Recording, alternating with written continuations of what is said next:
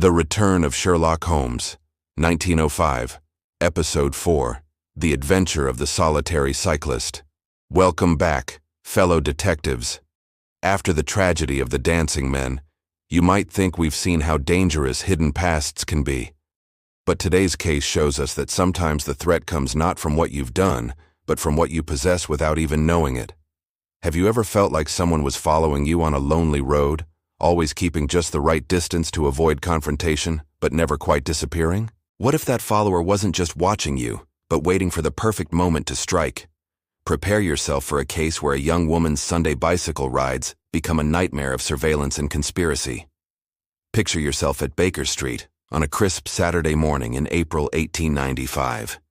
You're reading the newspaper with Holmes and Watson when a visitor is announced. A young woman in her mid-20s, attractive and well-dressed, but with an unmistakable air of anxiety about her. "Mr. Holmes," she begins, her voice steady despite her nervousness. "My name is Miss Violet Smith. I'm a music teacher, and for the past 2 months, something very strange has been happening on my weekly journey home.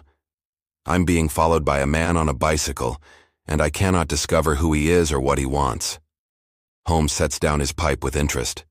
"Being followed on a bicycle? That's rather unusual. Tell me, Miss Smith, does this cyclist ever approach you or attempt to speak with you?" Notice how he asks about the follower's behavior. Is this merely curiosity or something more threatening? Violet shakes her head. "Never. That's what makes it so unnerving, Mr. Holmes. He always keeps about 200 yards behind me, never closer, never falling too far back. When I speed up, he speeds up. When I slow down, he does the same. It's as if he's shadowing me deliberately but doesn't want me to confront him." "Fascinating," Holmes murmurs, his eyes gleaming with that familiar hunting light. "And how long has this been occurring?" Think about this, detective. What kind of person follows someone so persistently yet avoids all contact? What could they be waiting for? "Every Saturday for the past 6 weeks, Violet explains. "I'm employed as a music teacher at Chiltern Grange, the estate of Mr. Carruthers near Farnham in Surrey. Every Saturday I cycle to Farnham Station to catch the train to visit my mother in London. The house is isolated, about 6 miles from the station, and the road passes through lonely country lanes." "And this mysterious cyclist appears at the same point each week?" Holmes asks, already mapping the route in his mind. Violet nods. "Always at Charlington Heath, about 2 miles from the house. There's a stretch of road through dense woodland where the path is quite isolated. That's where he appears, as if he's been waiting for me." Watson looks concerned. "Have you reported this to the police? Or informed your employer, Mr. Carruthers?" Violet's expression becomes complicated. "Mr. Carruthers knows. In fact, he's been very protective since I mentioned it. He's offered to drive me to the station himself, but I didn't want to impose." Holmes catches something in her tone. "You're uncomfortable accepting his help? Why is that, Miss Smith?" Violet blushes slightly. "Mr. Carruthers has been very kind to me, perhaps too kind. He's proposed marriage twice, and each time I've refused. He's a good man, but I don't love him.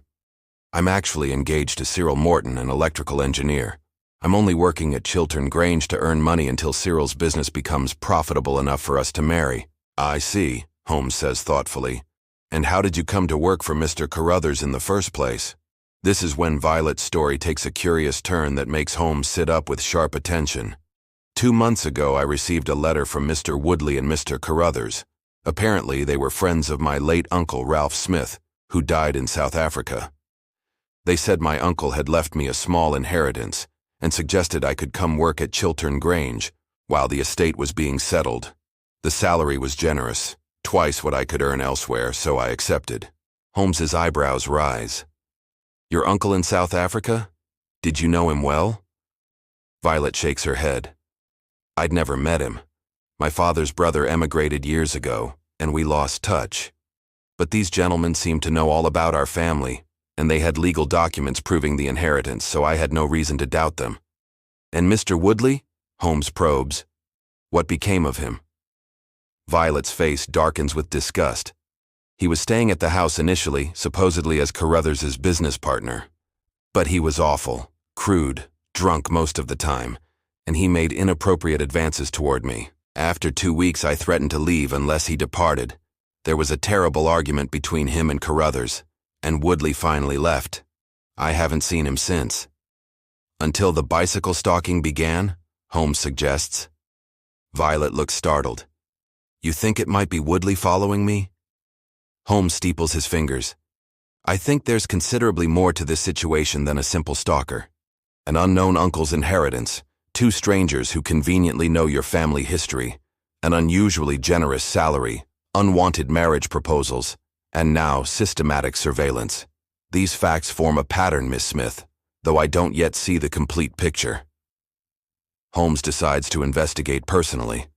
That very Saturday, he and Watson travel to Surrey and position themselves along the road where Violet makes her weekly journey. They hide in the woodland near Charlington Heath and wait. Right on schedule, Violet appears on her bicycle, pedaling briskly along the lonely road. She's an athletic young woman, clearly comfortable on the bicycle, making good speed. But as she enters the isolated stretch through the woods, another cyclist emerges from a side path. A bearded man on a bicycle, who immediately begins following her at exactly the distance she described. There's our mysterious stalker, Watson whispers. Should we confront him? But Holmes holds up a restraining hand. Not yet. Let's see what he does. They watch as the man follows Violet all the way to the edge of the heath, maintaining his precise distance. Then, as she reaches the main road near Farnham, he suddenly turns and cycles back the way he came. Did you notice? Holmes asks Watson as they emerge from hiding. He has no interest in where she's going. He's only monitoring that specific stretch of road. Why would someone care about her movements on that particular isolated section? They follow the mysterious cyclist back through the woods and make a shocking discovery. He cycles to an old church, long abandoned and fallen into ruin. The man dismounts, looks around carefully to ensure he's not observed, then enters the church through a side door. Holmes and Watson creep closer, peering through a broken window. Inside, the bearded cyclist is talking to another man, and with a start, you recognize the second man's description matches Woodley, the crude business partner who was expelled from Chiltern Grange. Everything's ready, Woodley is saying. The priest arrives next Saturday. We'll take her on the road, bring her here, and have the ceremony done before anyone knows she's missing. Once she's legally married to me, the inheritance is mine. Holmes's eyes narrow with understanding. The pieces suddenly fall into place. This isn't about stalking at all. It's about money, inheritance, and a conspiracy to force Violet into marriage against her will. They conduct further investigations over the next few days. Holmes digs into the story of Ralph Smith, Violet's uncle in South Africa. The truth is startling. Ralph Smith had indeed died, but he'd been far wealthier than anyone knew. He'd struck gold in South Africa and amassed a fortune worth tens of thousands of pounds. Here's the ingenious part, Holmes explains to Watson. Ralph Smith's will left everything to his brother's family back in England, to Violet and her mother. But Woodley and Carruthers learned about the inheritance before Violet's family did. Under English law, if Violet were married, her husband would control her property and money. So they invented this elaborate scheme, Watson realizes with horror. Lure her to an isolated house, have Woodley force a marriage, and claim her inheritance. Holmes nods grimly. Exactly. Carruthers genuinely fell in love with her and tried to propose legitimately, which complicated their plan. But Woodley still intends to force the issue. The bicycle stalking wasn't surveillance, Holmes continues. It was reconnaissance, making sure she always takes the same route at the same time along that isolated stretch of road. The stalker is Carruthers himself, trying to protect her from Woodley's planned abduction while also monitoring her movements. Think about this twisted situation, Detective. Carruthers loves Violet and knows about Woodley's violent plan, but he's complicit in the original conspiracy. He's trying to protect her from his former partner, while still hoping she'll marry him voluntarily. But Woodley is running out of patience. The following Saturday, Holmes, Watson, and a police inspector position themselves along the isolated road, waiting for Woodley's attempt. Violet cycles past right on schedule, and moments later, a carriage bursts from a side road blocking her path. Woodley and 2 hired thugs leap out, grabbing Violet from her bicycle. "Now!" Holmes shouts, and they rush from hiding. The thugs flee immediately, but Woodley is made of tougher stuff. He pulls a revolver and fires at Holmes. Watson returns fire, wounding Woodley in the shoulder before the villain can escape. But here's where the case takes an unexpected turn. As they're restraining Woodley and comforting the shaken Violet, Carruthers appears on his bicycle, racing toward them. "Thank God I arrived in time," he gasps. "Woodley, you animal. I told you I wouldn't let you harm her." Holmes regards him coldly. "You're part of this conspiracy, Mr. Carruthers.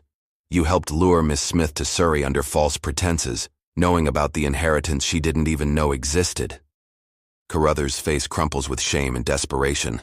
"Yes, I was part of it initially," he admits. "Woodley and I learned about Ralph Smith's fortune and hatched the plan to have him marry Violet and control her money. But I fell in love with her the moment I met her. I tried to convince Woodley to abandon the scheme, proposed to her honestly twice, and when she refused, I accepted it." "Then why not simply tell her the truth?" Watson demands. Carruthers looks anguished. "Because I was a coward. I knew if I exposed the plot, I'd go to prison as Woodley's accomplice, so I tried to protect her indirectly, following her on her bicycle rides to ensure Woodley couldn't ambush her alone, trying to delay his plans while hoping somehow Violet would agree to marry me and be safe." Holmes's expression is one of contempt. "You put your own freedom above her safety and truth. That's not love, Mr. Carruthers. That's selfish cowardice." Violet, still shaking from the attempted kidnapping, looks at Carruthers with betrayal and anger. "You knew about this plot for months and said nothing? I trusted you. The legal aftermath is complex. Woodley is charged with attempted kidnapping and assault. Carruthers, as a reluctant accomplice who ultimately helped prevent the crime, receives a lighter sentence, but his reputation is destroyed, and his genuine feelings for Violet count for nothing in the face of his betrayal. Violet learns the truth about her inheritance. She and her mother are now quite wealthy from Ralph Smith's South African fortune. She immediately quits her position at Chiltern Grange and returns to London, where she marries her faithful fiancé Cyril Morton as soon as the legal proceedings conclude. "At least this case ended better than the dancing men," Watson observes as they return to London. Holmes nods. "We arrived in time to prevent tragedy, yes. But consider the psychological damage. Violet Smith spent months living in fear, being stalked, unknowingly surrounded by people conspiring to steal her fortune and force her into marriage. How long before she trusts anyone again? And Carruthers, you ask? Do you believe he genuinely loved her?" Holmes considers this. "I believe he convinced himself he loved her. But real love requires honesty and courage. Carruthers had neither. He created an elaborate fantasy where he could be both villain and hero, conspirator and protector, and it satisfied his conscience while accomplishing nothing good." The case of the Solitary Cyclist becomes one of Holmes's teaching examples about the complexity of human motivation. "Most criminals are purely selfish," he tells you later. "But occasionally you encounter ones like Carruthers, people who commit crimes while telling themselves they're actually noble, who betray trust while believing they're protecting the person they've betrayed. Those are the most dangerous," Holmes concludes, "because they've learned to lie to themselves so convincingly that they almost believe their own justifications." So tell me, detective, did you guess the true purpose behind the bicycle stalking? Could you have predicted that Carruthers was both conspirator and reluctant protector? And what does this case teach us about the difference between genuine love and possessive selfishness disguised as love? This unsettling mystery reminds us that not all threats announce themselves clearly. Sometimes the danger comes from those who smile and offer help while concealing darker motives. The Solitary Cyclist wasn't the threat. He was a symptom of a conspiracy far more elaborate than a simple stalking case. It also shows us that some forms of protection are really just another kind of imprisonment. Carruthers thought he was guarding Violet by following her, but he was actually enabling a crime by not exposing it. True protection requires honesty, even when honesty costs us everything. Join me next time as we investigate the adventure of the Priory School, where the kidnapping of a duke's son leads Holmes to the windswept moors of northern England and a conspiracy that reaches into the highest levels of British aristocracy.